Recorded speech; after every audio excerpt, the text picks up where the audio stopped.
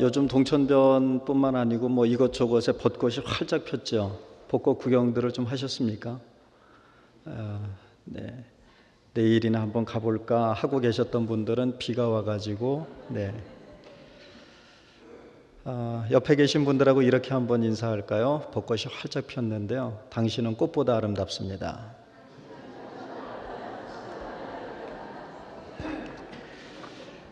벚꽃이 아무리 활짝 피고 아름답다고 한들 저와 여러분들만 하겠습니까?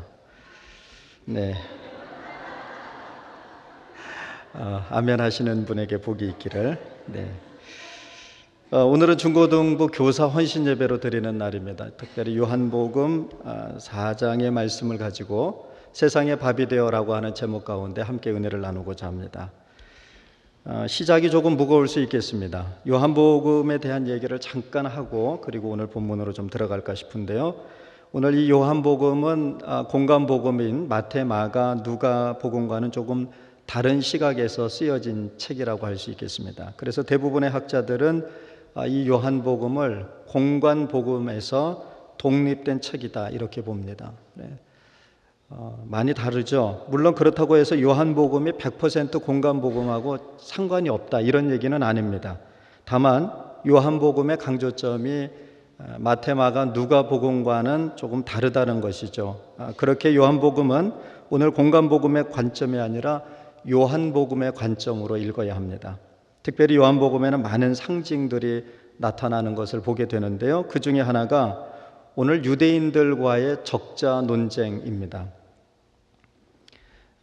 이 적자 논쟁이 어떻게 시작이 되냐면요. 주 70년경에 로마의 디도 장군에 의해서 이 예루살렘이 멸망을 하게 됩니다.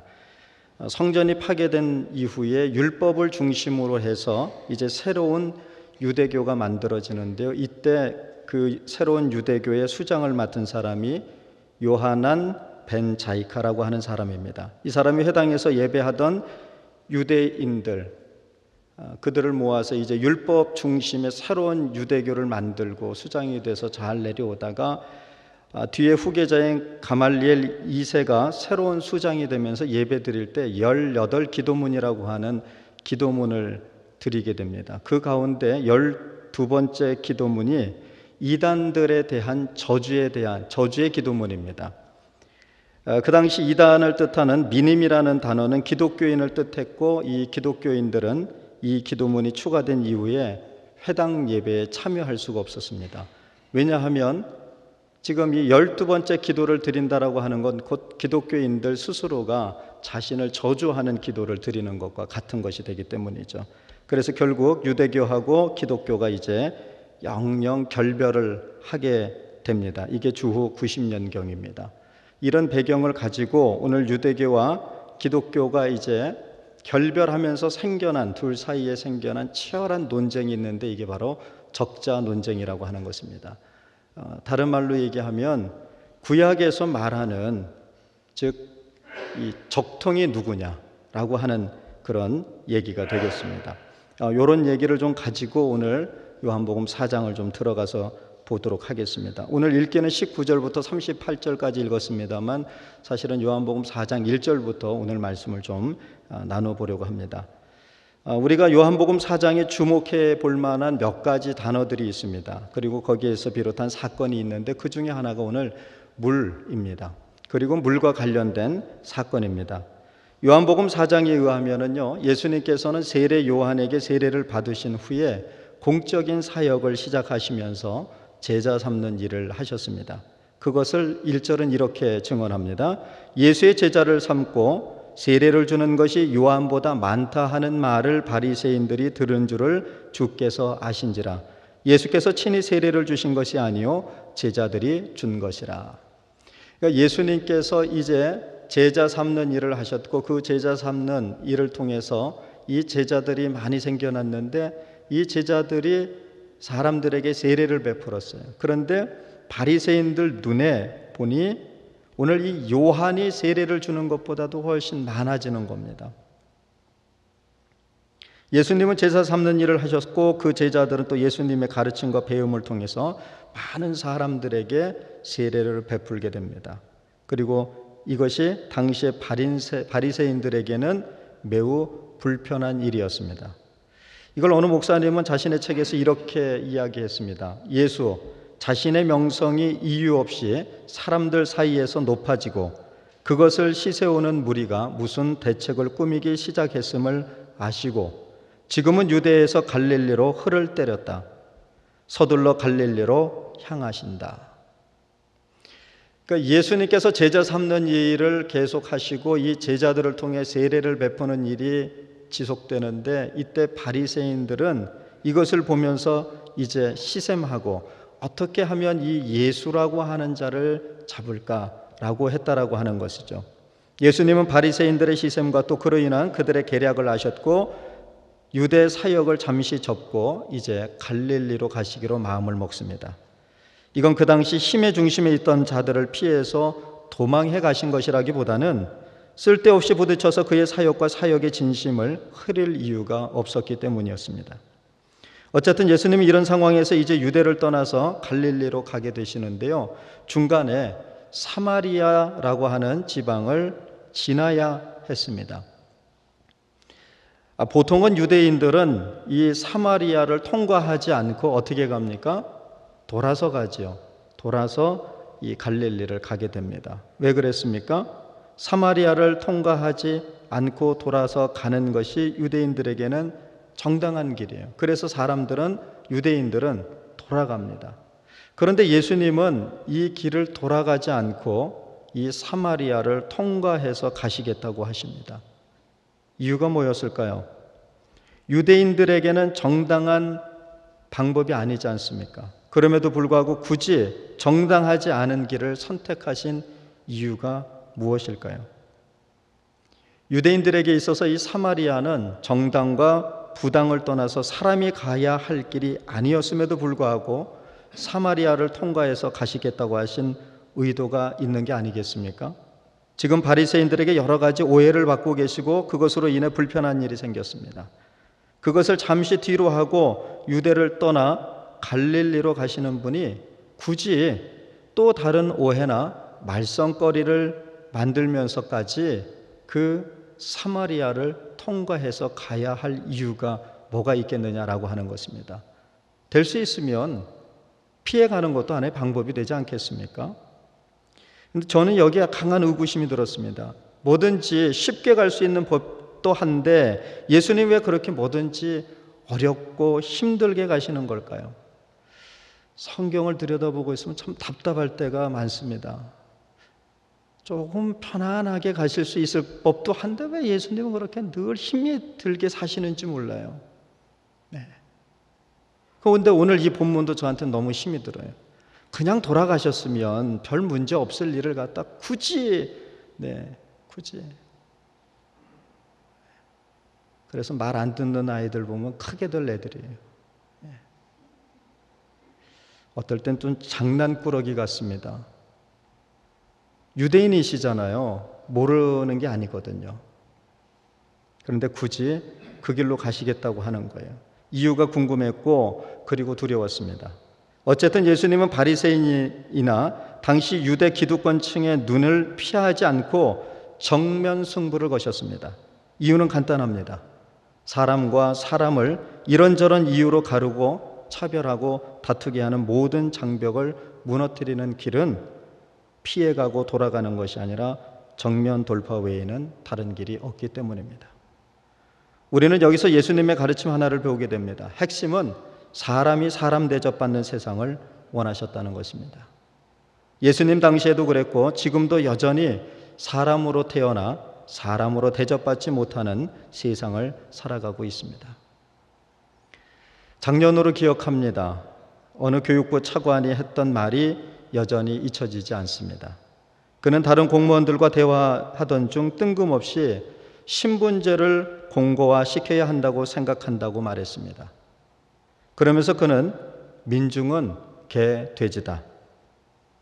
이런 멘트가 나온 영화가 있는데 라면서 그래, 내부자들 민중은 개, 돼지로 취급하면 된다. 개, 돼지로 보고 먹고 살게만 해주면 된다라고 덧붙였다고 합니다. 이 일이 언론에 소개되면서 문제가 되자 그는 이렇게 얘기했죠. 술자리에서 취중이 했던 얘기다. 참 변명을 해도 말 같지도 않은 변명을 내놓았습니다. 그런데 저는 이 얘기를 듣다가 이런 말도 생각이 났습니다. 취중 진담. 신상 털기를 하는 건 아닙니다. 그래서 이름을 밝히지 않았습니다. 뭐 다 아시니까요. 그런데 이분 잠깐 신문에 소개된 걸 봤더니 23살에 행시 패스했어요. 그렇죠. 여러분들은 웬만한 숫자에는 놀라지 않는 걸 제가 알고 있습니다. 하여간 23살에 행시에 패스했어요. 그리고 고속 승진을 해서 공무원 2급 공무원입니다. 차관. 그때 나이가 작년 나이죠. 47살.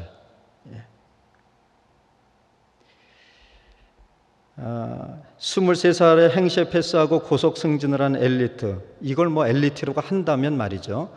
엘리트 눈에는 국민의 99%는 개, 돼지로만 보였을 법합니다. 우리나라 교육을 책임지고 있는 사람이 국민의 99%를 개, 돼지로 보았으니 어떤 교육 정책이 나올지 뻔하지 않겠습니까?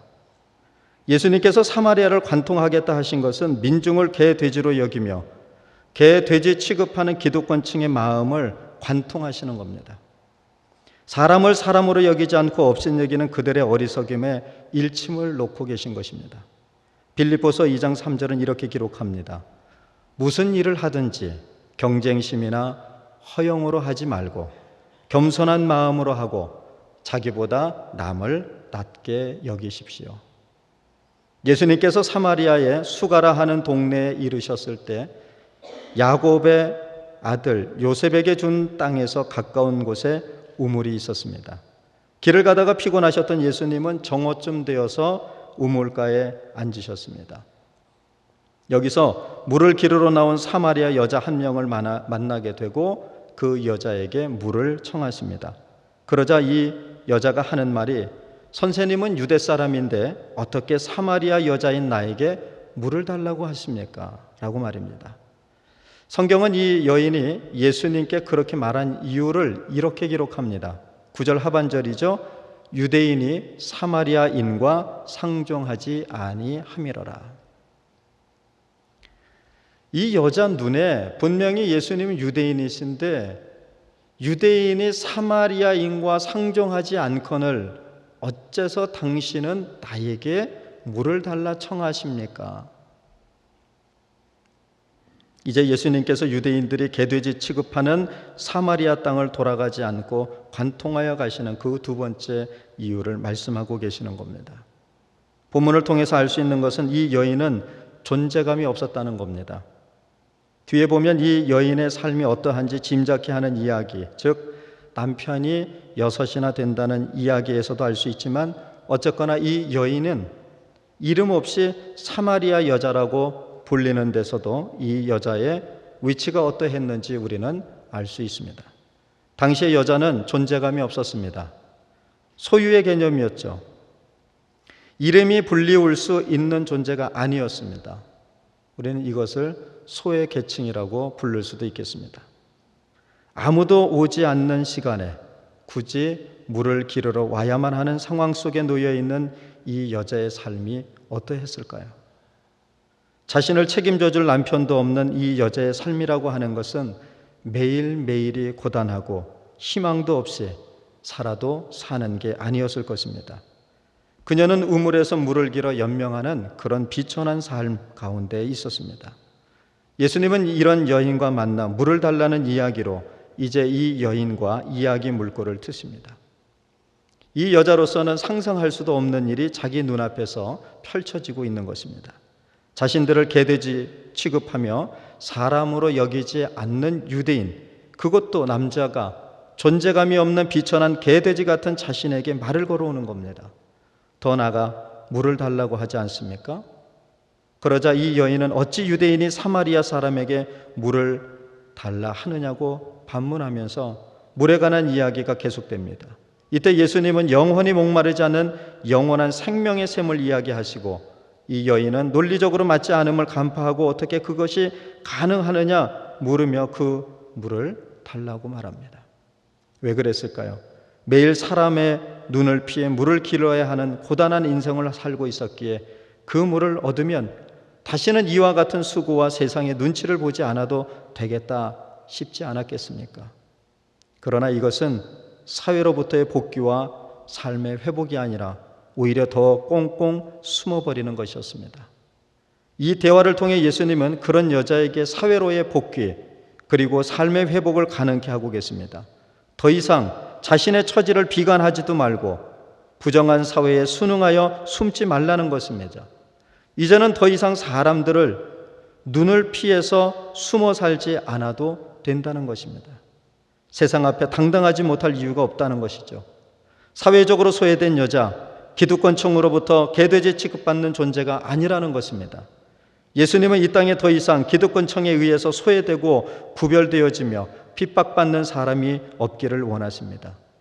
기득권층이 쌓아놓은 거대한 성벽을 무너뜨리고 계십니다. 세상의 99%의 모든 것을 독점하고도 1% 남은 것마저 빼앗으려는 기득권층을 향해 주님은 말씀하십니다. 여자여, 내 말을 믿어라. 너희가 아버지께 이 산에서 예배를 드려야 한다거나 예루살렘에서 예배를 드려야 한다거나 하지 않을 때가 올 것이다. 하나님마저 독점하고자 했던 유대인들, 그러나 예수님은 이 산에서도 말고 예루살렘에서도 말고 아버지께 예배할 때가 이를 것임을 말씀하십니다. 23절로 24절의 말씀입니다. 참되게 예배를 드리는 사람이 영과 진리로 아버지께 예배를 드릴 때가 온다. 지금이 바로 그때이다. 아버지께서는 이렇게 예배를 드리는 사람을 찾으신다. 하나님은 영이시다. 그러므로 하나님께 예배를 드리는 사람은 영과 진리로 예배를 드려야 한다라고 말입니다. 이것을 어느 교수는 이렇게 표현을 했습니다. 하나님 해방 선언이라고 말이죠. 하나님마저도 자신들의 이권을 챙기고 권력을 유지하는 수단으로 사용했던 이 기득권층으로부터 하나님을 해방시키는 하나님 해방 선언입니다. 기득권층의 권세와 착취에 대한 도전이자 저항이라고 말했습니다. 예수님은 끝없이 이 땅의 기득권층에 도전하셨습니다. 이것은 곧 예수를 믿는 우리에게 주시는 당연한 과제요, 행동 양식입니다. 그 누구도 하나님을 독점할 수 없습니다. 부도 마찬가지입니다. 권력도 마찬가지입니다.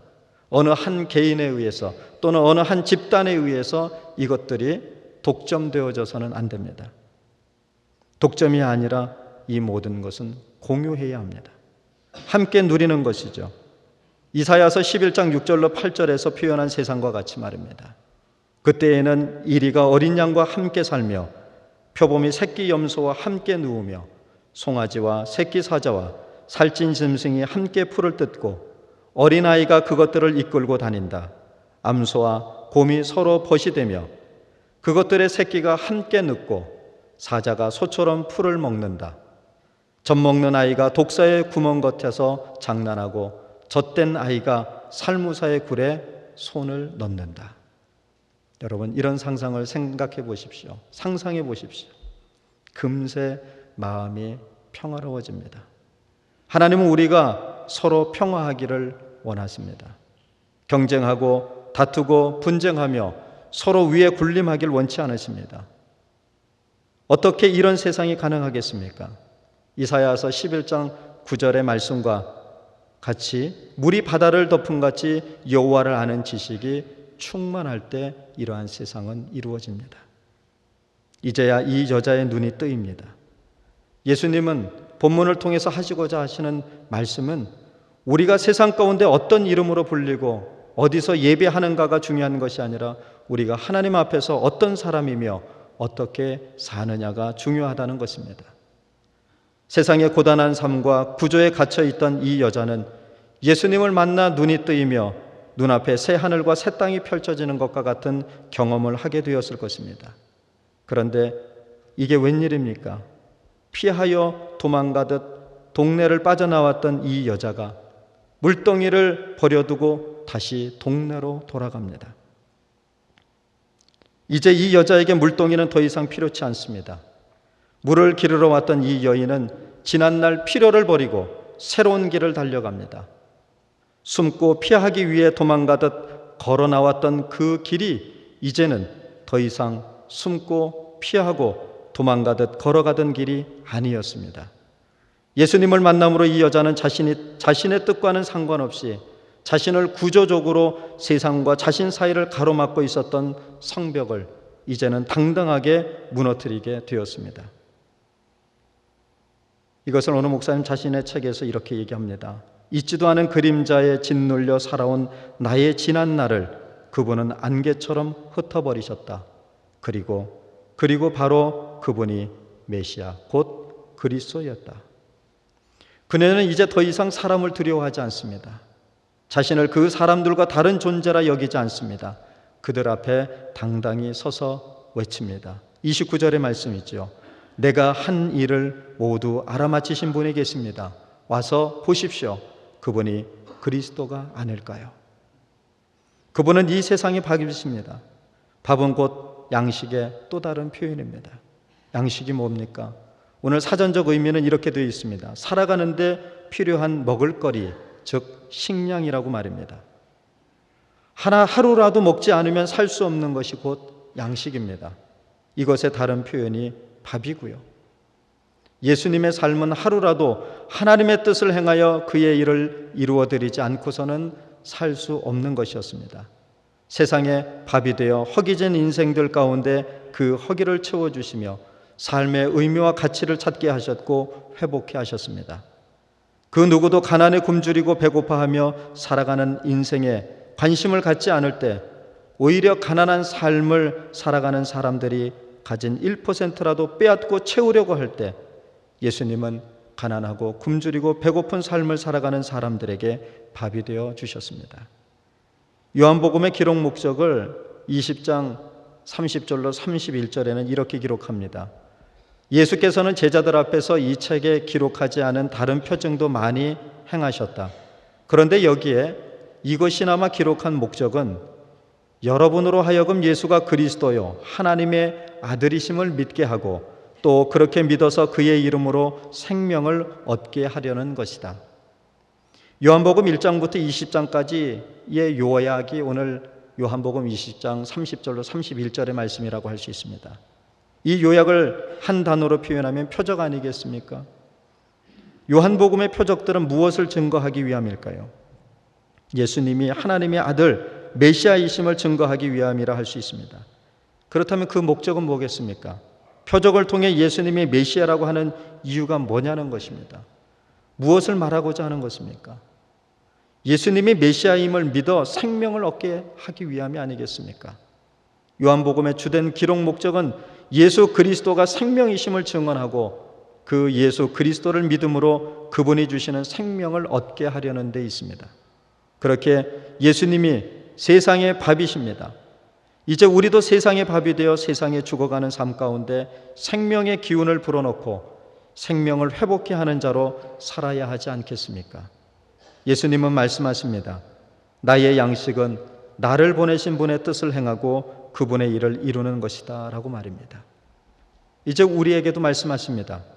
눈을 들어 밭을 보라고 말입니다.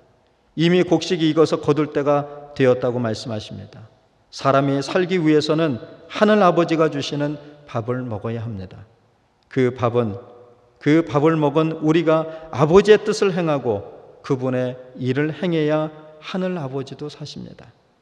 마치 농부는 밥을 살리고 밥은 농부를 살리듯이 말입니다. 추수하는 사람은 추수할 때가 되면 기다리는 법이 없습니다. 밥이 되어 우리를 살리셨으니 우리도 이제 세상의 밥이 되어 그분의 뜻을 행하고 그분의 일을 이루어야 할 것입니다. 이것은 곧 우리에게 어떤 사람이 되어 어떻게 살아갈 것인가에 대한 물음이요 답입니다. 여러분들은 어떤 사람으로 어떻게 살아가고 계십니까? 오늘 특별히 중고등부 교사 헌신 예배로 드리는 교사 여러분, 여러분들은 여러분들이 가르치는 학생들의 밥이십니까? 여러분들은 그들에게 어떤 사람이며 또 그들을 위해서 어떻게 살아가고 있습니까? 자문하며 주님이 주시는 말씀 가운데 그 답을 찾아가는 저와 여러분들이 되어질 수 있기를 바랍니다.